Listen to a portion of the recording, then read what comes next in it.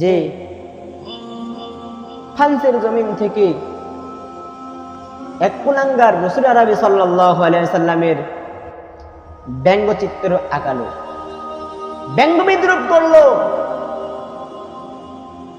কওমি উলামায়ে কিরামগণ তখন তাদের মনের আবেগটা এত পরিমাণ দেখিয়েছেন, আল্লাহ পাক রব্বুল আলামিন যদি সেটাকে কবুল করেন তাহলে তার জন্য জান্নাত ওয়াজিব হয়ে যাবেন।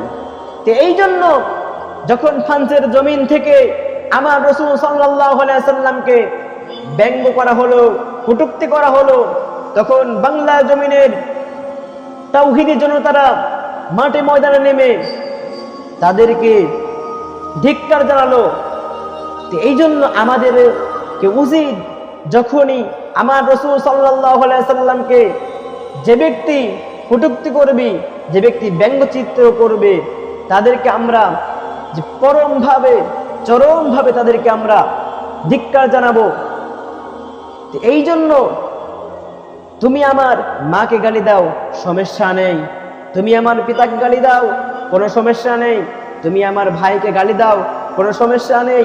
তুমি আমার বোনকে গালি দাও, কোনো সমস্যা নেই। কিন্তু আমার রাসূল সাল্লাল্লাহু আলাইহি সাল্লামকে যদি গালি দাও তাহলে এটা কিন্তু আমি সইতে পারবো না। এটা কিন্তু 16 কোটি মুসলমানের জমিন থেকে এটা কিন্তু মুসলমানরা সইতে পারবে না। তো এই জন্য আমার রাসূল সাল্লাল্লাহু আলাইহি সাল্লামকে নিয়ে কোনো রকম ভাবে বাজে মন্তব্য করা যাবে না, কটূক্তি করা যাবে না, ব্যঙ্গ বিদ্রুপ করা যাবে না। এবং মা আয়েশা সিদ্দিকা রাদিয়াল্লাহু তাআলা আনহা কে নিয়েও কোনো রকম ভাবে ব্যঙ্গ বিদ্রুপ করা যাবে না। তো এই জন্য আমাদেরকে মাথায় রাখতে হবে যে রাসূল সাল্লাল্লাহু আলাইহি সাল্লাম বললেন, তুমি তখনই প্রকৃত ঈমানদার ব্যক্তি হতে পারবা যখন আমি রাসূল আরবি সাল্লাল্লাহু আলাইহি সাল্লামকে তোমার পিতা, তোমার সন্তান, তোমার সন্তানাতি এবং তোমার আত্মীয় স্বজন থেকে যখনই সব থেকে বেশি ভালোবাসবা, তখনই আমি রাসূল সাল্লাল্লাহু আলাইহি সাল্লাম, তখনই তুমি প্রকৃত ঈমানদার ব্যক্তি হতে পারবা, পরহেজগার, ঈমানদার, মুত্তাকি ব্যক্তি হতে পারবা। যতক্ষণ পর্যন্ত তুমি আমি রাসূল সাল্লাল্লাহু আলাইহি সাল্লামকে ভালোবাসতে পারবা না, মহব্বত করতে পারবা না, ততক্ষণ পর্যন্ত তুমি প্রকৃত ঈমানদার ব্যক্তি হতে পারবা না, প্রকৃত মুত্তাকি ব্যক্তি হতে পারবা না, পরহেজগার ব্যক্তি হতে পারবা না। তো এই জন্য আমাদেরকে উচিত, আমার জীবন থাক বা যাক, আমার রাসূল সাল্লাল্লাহু আলাইহি সাল্লামকে যদি কোনো বেয়াদব, কোনো কুলাঙ্গার যদি কি করে, রাসূল সাল্লাল্লাহু আলাইহি সাল্লামকে যদি কটূক্তি করে, আমরা ঘরে বসে থাকবো না, তাকে পাল্টা জবাব দেওয়ার জন্য মাঠে ময়দানে নেমে যাব। যদি আমরা তাদেরকে হাতের কাছে পাই, তাদেরকে আমরা হত্যা করব। কারণ রাসূল সাল্লাল্লাহু আলাইহি সাল্লামের উপরে পৃথিবীর কোনো মানুষের সম্মান হতে পারে না, আল্লাহ রাব্বুল আলামিন তারপরে কে? রাসূল সাল্লাল্লাহু আলাইহি সাল্লামের সম্মান। সেই জন্য আমরা সর্বপ্রথম আল্লাহ পাক রব্বুল আলামিনকে সম্মান করব, মর্যাদা করব, এরপর রাসূল আরবি সাল্লাল্লাহু আলাইহি সাল্লামকে মর্যাদা করব, সম্মান করব। এটাই আমাদের দায়িত্ব। দেখো, তুমি কিছুই জানো না, খালি মসজিদের কোনায় বসে জিকির করো, তাসবিহ পড়ো, তাসবিহ টেপো, এগুলা দ্বারা মুসলমানিত্ব প্রকাশ পায় না। মুসলমানিত্ব প্রকাশ পায় যখন ফ্রান্সের জমিন থেকে রাসূল সাল্লাল্লাহু আলাইহি সাল্লামকে কটূক্তি করে আর তুমি মসজিদের কোনায় বসে জিকির করো। এই জিকির করা তোমার কোনো কাজে আসবে না।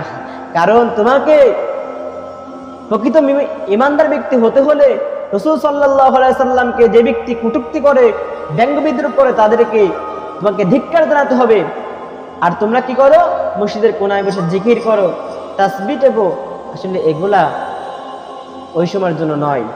আসলে গরম কথা বলার একটা টাইম আছে, সুর দিয়া কথা বলার একটা টাইম আছে। যখন রাসূল সাল্লাল্লাহু আলাইহি সাল্লামকে বিভিন্ন জায়গা থেকে কটূক্তি করবে, ব্যঙ্গ বিদ্রুপ করবে, আর তখন তুমি সুর দিয়া ওয়াজ করবা, এগুলো চলে না। তখন তোমাকে গরম ওয়াজ করতে হবে। তো এই জন্য আমাদেরকে গভীরভাবে চিন্তা করতে হবে যে আল্লাহ পাক রব্বুল আলামিন আমাদেরকে জীবন দান করলেন, মরণ দান করলেন, সে আল্লাহ পাক রব্বুল আলামিনকে আমাদের সম্মান করতে হবে। এবং তার রাসূল সাল্লাল্লাহু আলাইহি সাল্লাম আমাদেরকে কিয়ামতের ময়দানে কি করবেন? সাহায্য করবেন। তো এই জন্য মহান আল্লাহ পাক রব্বুল আলামিন তার কোরআনে কারিমের মধ্যে বিশদ করে বলেন,